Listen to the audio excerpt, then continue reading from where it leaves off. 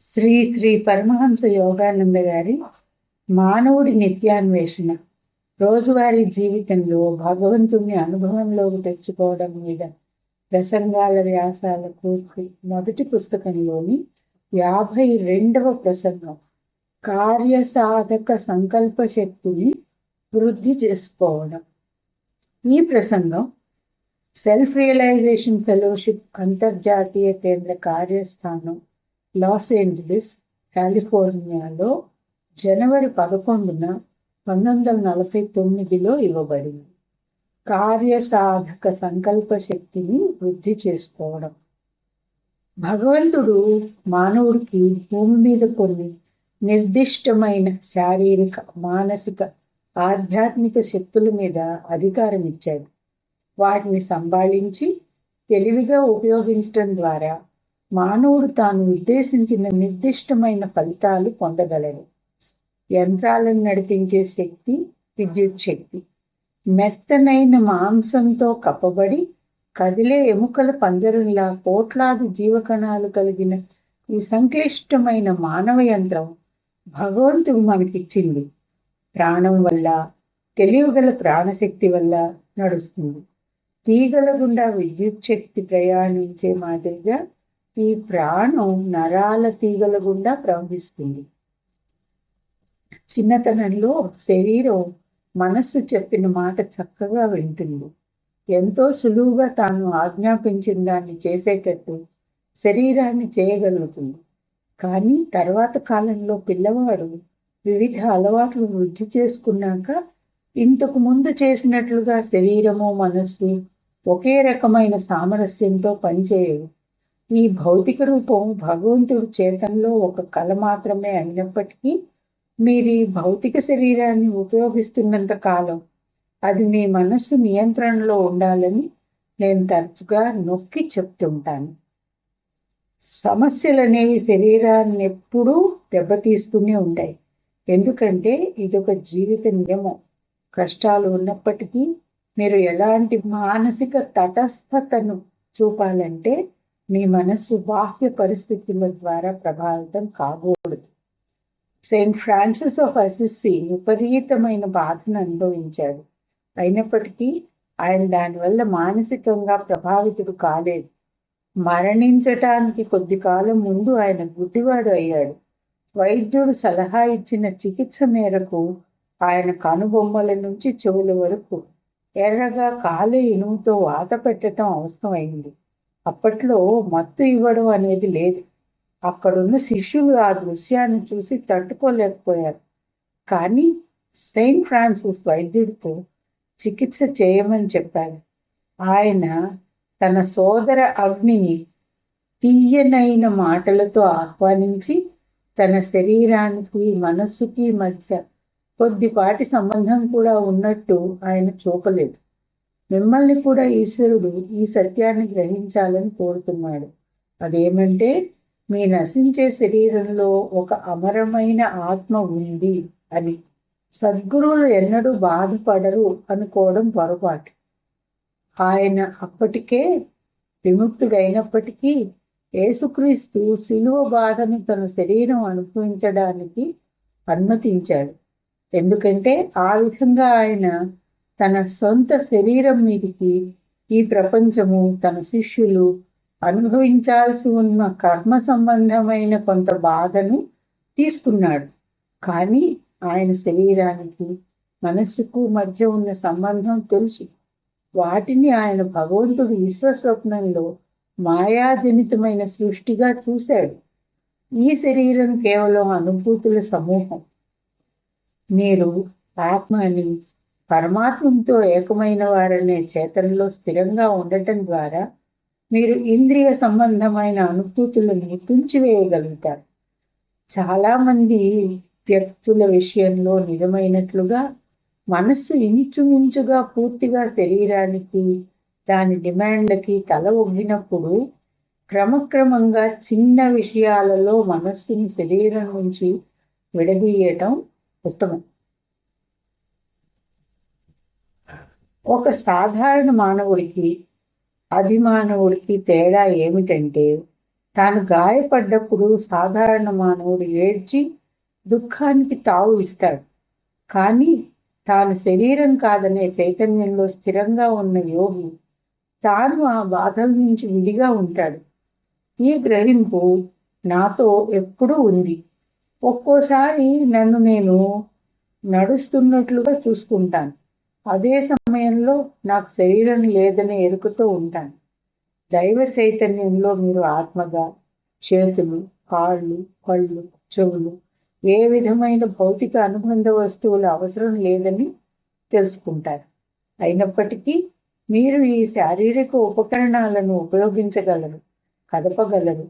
కేవలం మనశ్శక్తితోనే వినడం, చూడడం, వాసన చూడడం, రుచి చూడడం, తాకడం సాధ్యం. ఉదాహరణకు అప్రత్యక్ష శ్రవణం, దూరశ్రవణంలో తమలో ఉన్న శక్తి ద్వారా వింటారు. చాలామంది మహాత్ములు భగవంతుడి లేదా ఆయన తాలూకు దేవతలు తమకు మార్గదర్శనం చేస్తున్నట్లు వింటారు. వాళ్ళు వినేది చెవులతో కాదు, కానీ మనస్సుతో. అలాంటి చేతనాస్థితి ఒక యథార్థమైన అనుభవం. అది కల్పన కాదు. కానీ మీరు ధ్యానించనిదే అది మీకు అనుభూతం కాదు.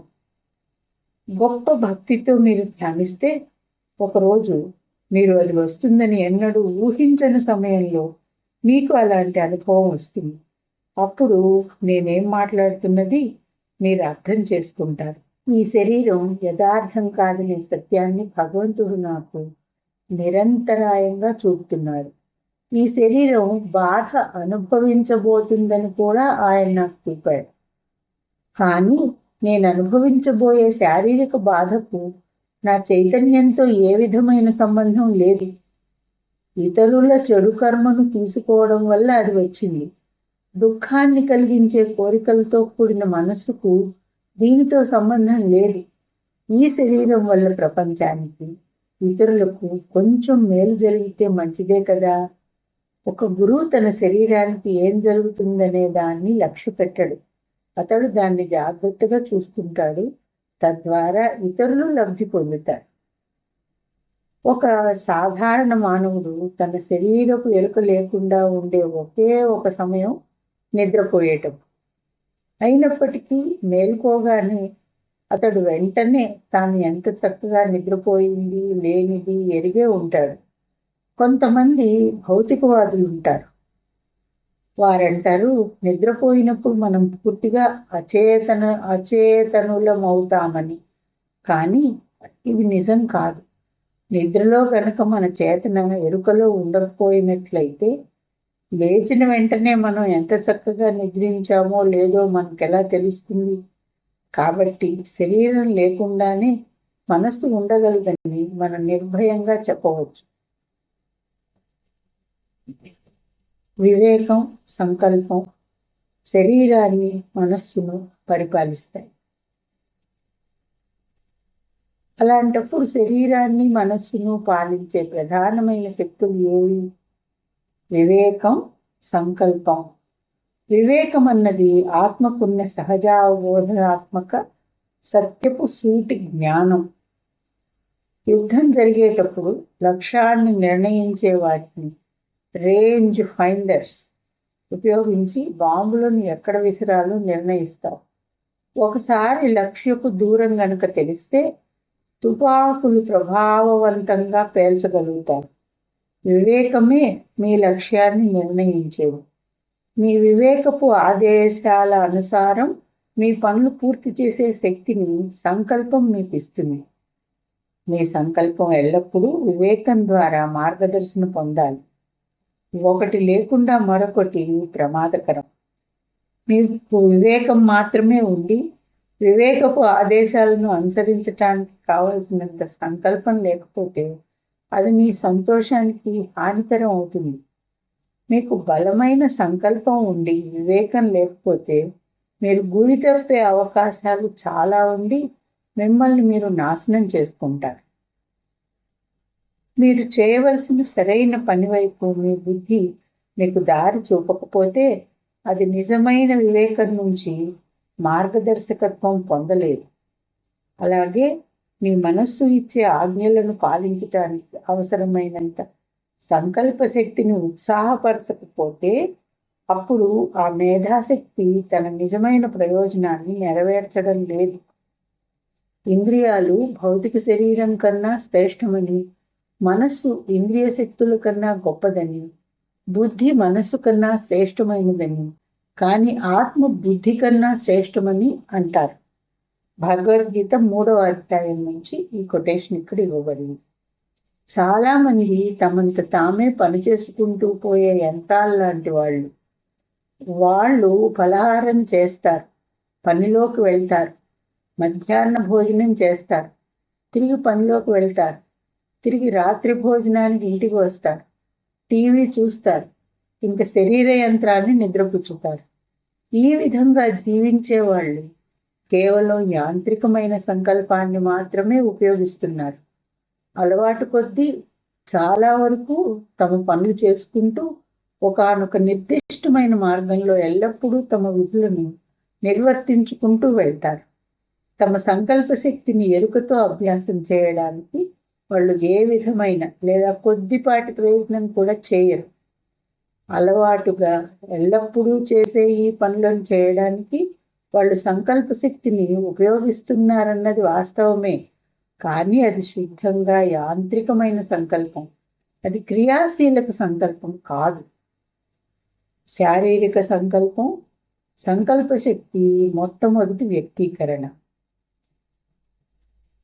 మనుషులు పుట్టినప్పుడు బిడ్డ మొట్టమొదటి ఏడుపు అతడి మొట్టమొదటి సంకల్ప శక్తి వ్యక్తీకరణ. అది శ్వాసకోశాలను తెరిచి శ్వాస మొదలు పెట్టేందుకు కారణమవుతుంది. బలహీనమైన ఆ చిన్న పసి శరీరంలో బందీ కావడం ఆత్మకు ఇష్టం ఉండదని జ్ఞానులు అంటారు.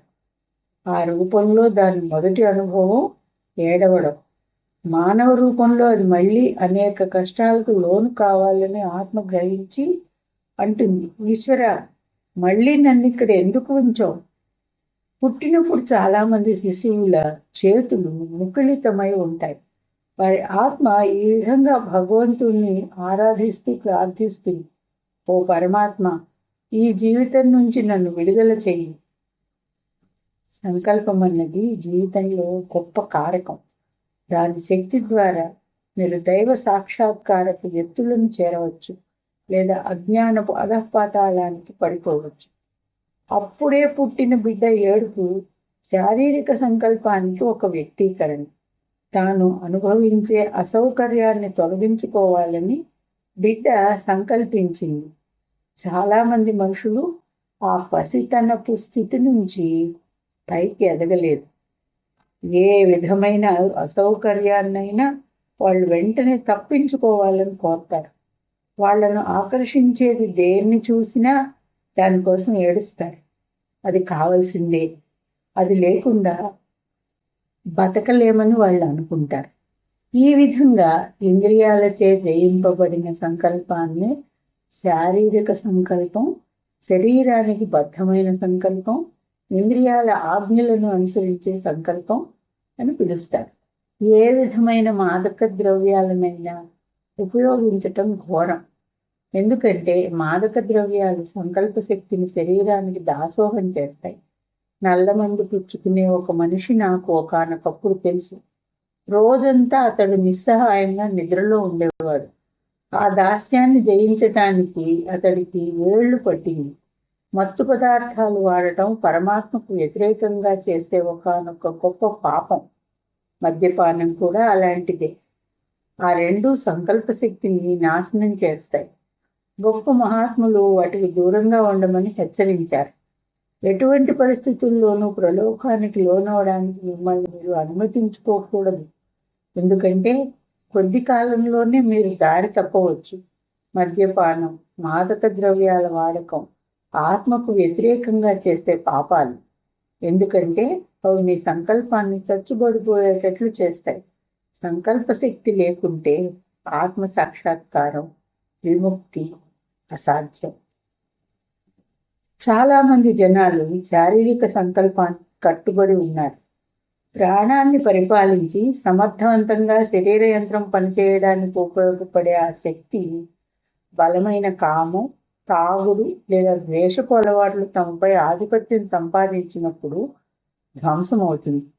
ఒకసారి కనుక ఈ అలవాట్లు ఏర్పడితే వాటిని జయించటం ఎంతో కష్టం. ప్రతికూలత ఎదురైనప్పుడల్లా కోపం చూపడం మీరు అలవాటు చేసుకుంటే, మరో విధంగా ప్రవర్తించాలని మీరు కోరుకున్నప్పటికీ మీరు ఆ అలవాటునే అనుసరిస్తారు. అలవాటు దేవుడిచ్చిన అద్భుతమైన బహుమతి అయిన సంకల్పాన్ని, దాని ద్వారా మీరు మీ మోక్షాన్ని సాధించగలరు, నాశనం చేస్తుంది. వివేకం లేకపోతే సంకల్ప శక్తి అలవాట్లకు బందీ అవుతుంది. భగవంతుడు, స్వర్గం అనేవి మనపై బలవంతంగా రుద్దితే మనం వాటికి బానిసలం అవుతాం. కానీ ఈశ్వరుడు మనకు స్వతంత్ర సంకల్ప శక్తిని ఇచ్చాడు. తద్వారా మనం మంచిని అంగీకరించవచ్చు లేదా విడిచిపెట్టవచ్చు, చెడును అంగీకరించవచ్చు లేదా వదిలివేయవచ్చు. ఈ ఎంపికలు చేసుకోవడానికి భగవంతుడు మీకు ఇచ్చిన శక్తులు వివేకము, సంకల్పము. మీ సంకల్ప శక్తి మీద మీకు నియంత్రణ ఉందో లేదో తెలుసుకోండి. చెడు అలవాట్ల వల్ల మీ సంకల్పం బలహీనం కానీయకండి. శారీరక సంకల్పం తర్వాత వస్తుంది అలవాట్లకు బద్ధమైన సంకల్ప శక్తి. వివేకం ద్వారా మార్గదర్శనం పొందకపోతే తప్ప మీ సంకల్పం తనంతట తానే ఈ రెండో దశలోకి ప్రవేశిస్తుంది. ఒక్కోసారి ఒక మంచి వ్యక్తి పిల్లవాడు సత్యనిష్ట, మంచి అలవాట్లు లేకుండా ఉంటాడు. మంచి నేర్చుకోవడానికి కావాల్సిన ప్రతి ఒక్క అవకాశం ఆ పిల్లవాడికి ఖచ్చితంగా ఉంది. అయినప్పటికీ తన స్వసంకల్ప శక్తిని ఉపయోగించే వయస్సు వచ్చే నాటికి అతడు అన్ని రకాల చెడు పనుల్లోకి తలదూరుస్తాడు. ఎందుకు? సాధారణంగా అలాంటి సందర్భాల్లో గత జన్మల నుంచి ఆ పిల్లవాడి స్వభావం చెడు ఆలోచనల వైపు, అలవాట్ల వైపు మొగ్గు చూపి ఉంటుంది. ఇంట్లో పొందిన శిక్షణ ద్వారా ఈ జన్మలో మంచి పనులు చేయడం నేర్చుకుంటాడు. కానీ అవి కేవలం అతడి వాస్తవ స్వభావం మీద బలవంతంగా రుద్దబడ్డాయి. ఆత్మ వివేచన, నిజమైన అవగాహనల వల్ల కాకుండా కేవలం యాంత్రికమైన మంచి అలవాట్ల వల్ల మాత్రమే అతడి సంకల్ప శక్తి నియంత్రించబడటం వల్ల తన కుటుంబపు మంచి ప్రభావం నుంచి బయటకు రాగానే అతడు వెంటనే ప్రలోభానికి లొంగిపోతాడు. దొంగలను, అలవాటుగా తాగేవాళ్లను మీ జీవిత విధానాన్ని మీరు ఇష్టపడుతున్నారా అని మీరు అడిగితే సాధారణంగా వాళ్ళు లేదు అని చెబుతారు. చెడు పనులు చేయడం మొదలుపెట్టినప్పుడు అవి తమకు ఆనందాన్ని ఇస్తాయనే వాళ్ళు అనుకున్నారు. వాటి ఫలితాలు తమకు హాని చేస్తాయని వాళ్ళు ఎన్నడూ గ్రహించలేదు. ఈ కారణం చేతనే తప్పులు చేస్తున్న వాళ్ళని చూసినప్పుడు నేను చాలా సానుభూతి చూపుతాను.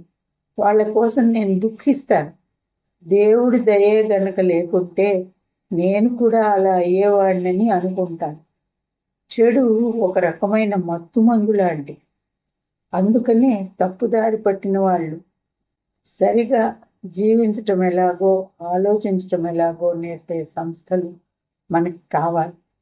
మనుషులను చక్కదిద్దడానికి కారాగారం సరైన ప్రదేశం కాదు.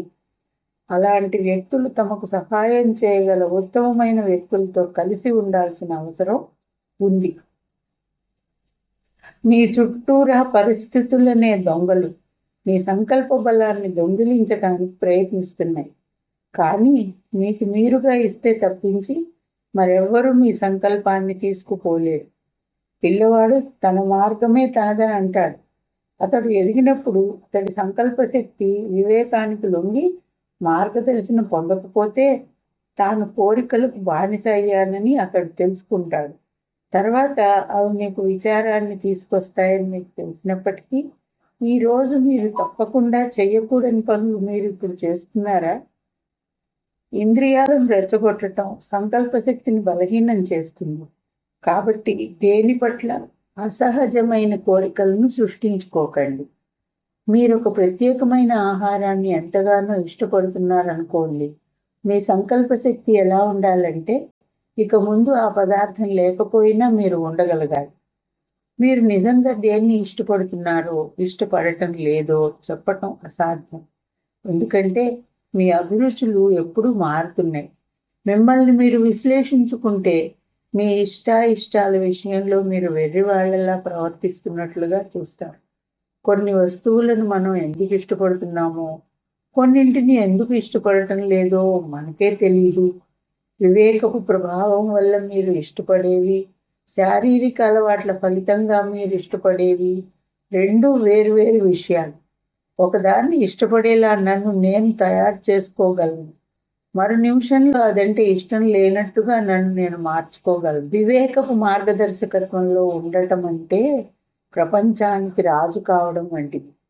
తెలివైన మనిషి తాను చేస్తున్నది సరైనదా అని ముందుగా నిర్ణయించటానికి ప్రయత్నిస్తాడు. ఆ తర్వాతే అతడు పనిచేస్తాడు.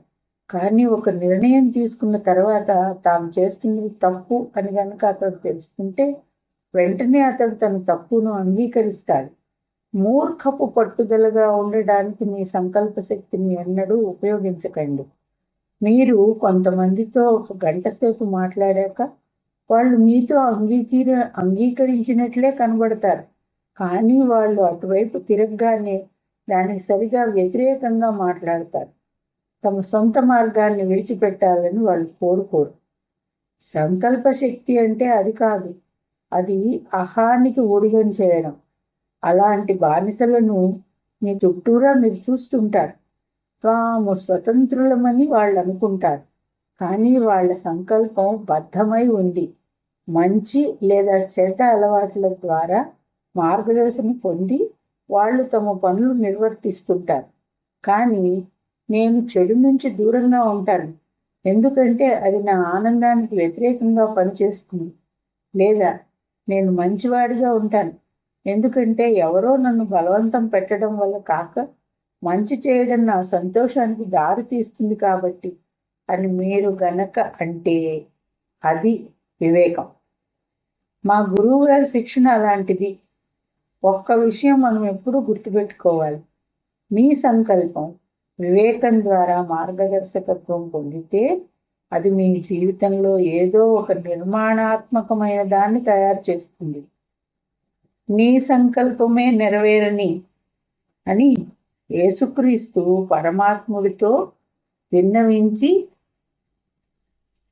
విన్నవించినప్పుడు ఆయన అలా అన్నది సంకల్ప శక్తి లేకపోవడం వల్ల కాదు. ఆయన తన సంకల్పం భగవంతుడి సంకల్పం ద్వారా మార్గదర్శనం పొందాలని కోరుకున్నాడు. కాబట్టి శరీరాన్ని విడిచిపెట్టమని దైవ సంకల్పం ఆయనకు చెప్పినప్పుడు తన శరీరపు బలహీనతను జయించటానికి యేసుక్రీస్తు ఎంతో గొప్ప సంకల్ప శక్తి ఉపయోగించవలసి వచ్చింది. క్రీస్తు చేసిన విధంగా తమ శరీరాన్ని వదిలేయవలసి వచ్చినప్పటికీ హృదయపూర్వకంగా ఒకరలా చేయగలిగినప్పుడు పరమాత్ముడితో పరిపూర్ణంగా అనుసంధానమై మానవ సంకల్పం దైవ సంకల్పం అవుతుంది. శరీరానికి బద్ధమైన దాసుడు ఇలా అని ఉండేవాడు, వాళ్ళు నాకు సిలువ వేయడానికి ప్రయత్నిస్తున్నారు, నన్ను నేను రక్షించుకోవడానికి తప్పకుండా ప్రయత్నించాలి. యేసు గనుక అలా చేసుంటే ఈనాడు మన హృదయాలలో జీవించే క్రీస్తు అయి ఉండేవాడు కాదు. కార్యసాధక సంకల్ప శక్తిని వృద్ధి చేసుకోవడం అనే ప్రసంగంలోని మొదటి భాగం ఇంతటితో ఆపుదాం.